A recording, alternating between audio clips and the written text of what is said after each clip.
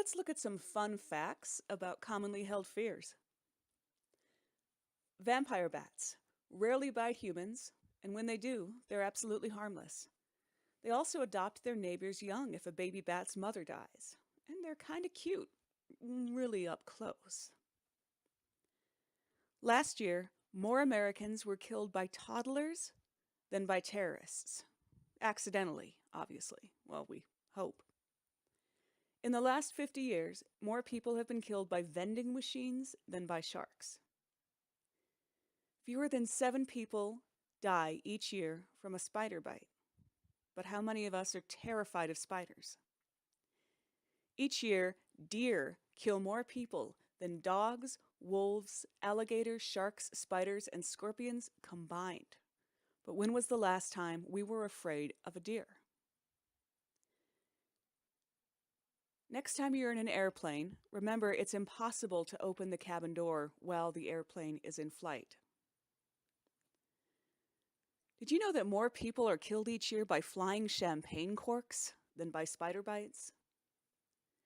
Or that you're statistically more likely to be killed by a pig than a shark? But no one ever made a movie called Oink that showed pigs with the sound da-da, da-da, ominously playing in the background. The amount of venom in one tarantula bite would be comparable to that of a bee sting. Bees are the least dangerous when they're in a swarm. They're building a hive and they're worried about protecting their babies and their food. So, next time you see a single bee, be more afraid than a swarm. More people die each year choking on pen caps than are killed by lightning. But how many of us are afraid of a pen cap? Sharks get such a bad rap, but every year more people are killed by falling coconuts than by shark attacks.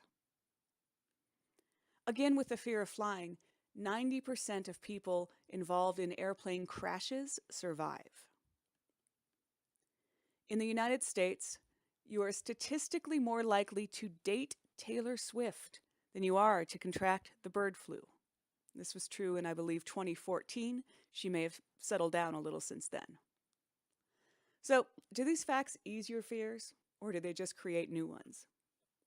For those of us who are accustomed to living with fear, we may be less prone now to give up our fear of sharks and spiders, and more likely to adopt additional fears of pigs, pen caps, and maybe even Taylor Swift.